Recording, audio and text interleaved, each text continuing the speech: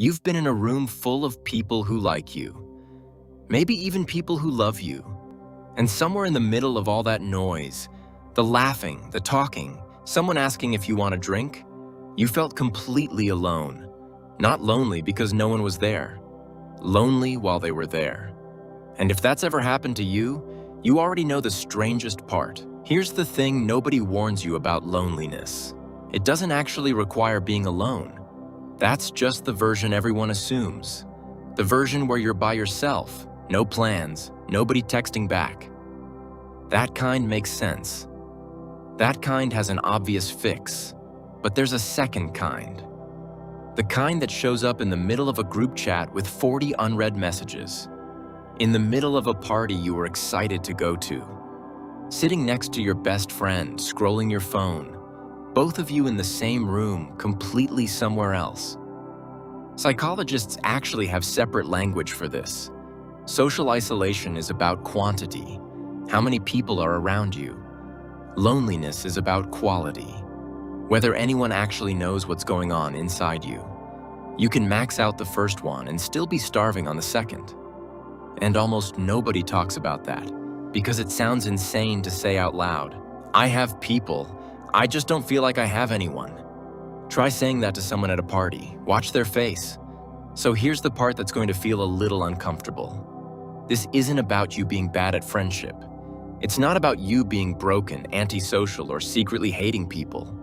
Most people who feel this way are actually good socially. They can hold a conversation. They can make people laugh. They can show up.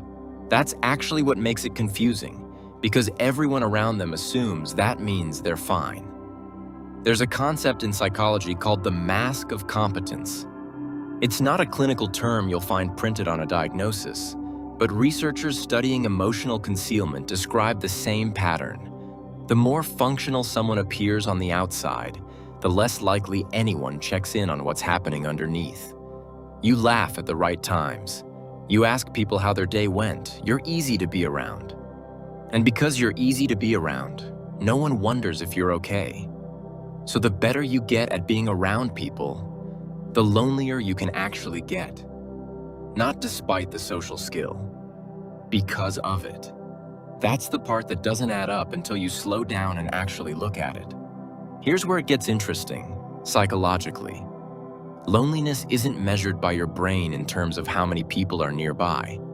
It's measured by something called perceived social connection, whether you feel known, not whether you're seen.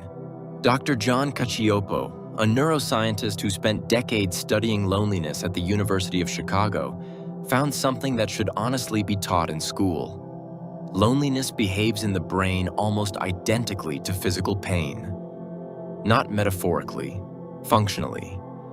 The same neural alarm system that activates when you're injured activates when you feel socially disconnected, even while you're surrounded by people. Your brain doesn't care how many bodies are in the room.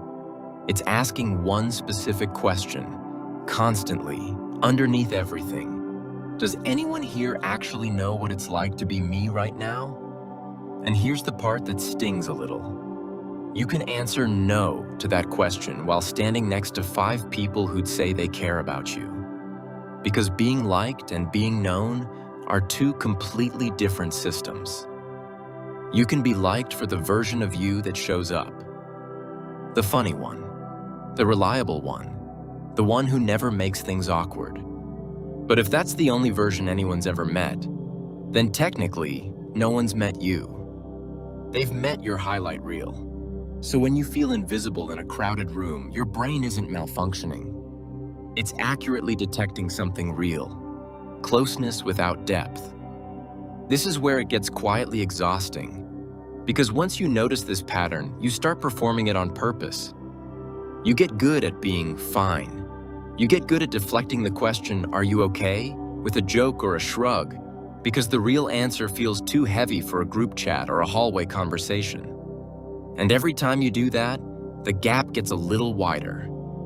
Not because people stopped caring, but because you keep handing them a version of you that doesn't need anything. Some people watching this have done it today. Said, "I'm good" to someone who actually would have listened, just because it was easier than explaining. The cost isn't dramatic. It's quiet.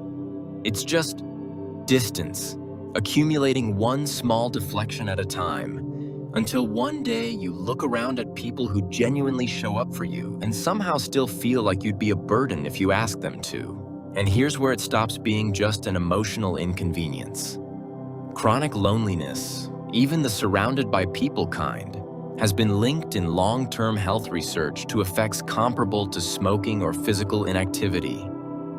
Researchers like Julianne Holt-Lunstad at Brigham Young University have studied this connection extensively. Prolonged social disconnection doesn't just feel bad, it correlates with measurable physical health outcomes over time. But the part that matters more right now, today, isn't the long-term statistic. It's the identity shift that happens quietly underneath it.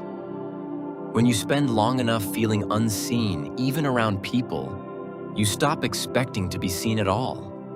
You start treating it as just how you are. I'm just like this. I'm just a private person. And maybe that's partly true, but sometimes that's not personality. That's just an old wound that learned to introduce itself as a personality trait. Here's what actually closes this gap, and it's not what most advice says. It's not put yourself out there more. You can already do that. You've probably done it 100 times. The actual shift is smaller and scarier than that. Letting one person see the version of you that isn't performing. Not everyone, not a speech. Just one honest sentence to one person who's already shown they're safe. Something as small as, "Not gonna lie, today's been heavier than I let on." That sentence feels disproportionately terrifying to say, but it's the only thing that actually answers the question your brain keeps quietly asking. Does anyone here know what it's like to be me right now? You don't fix this by being around more people. You fix it by being known by even one. If this felt uncomfortably familiar, you're probably not as alone and feeling alone as you think. If you've ever noticed yourself going through the motions, talking, laughing, scrolling, without really feeling any of it, that's actually a different pattern, and I broke it down in the last video. It might explain something this one didn't. I'll see you in the next one.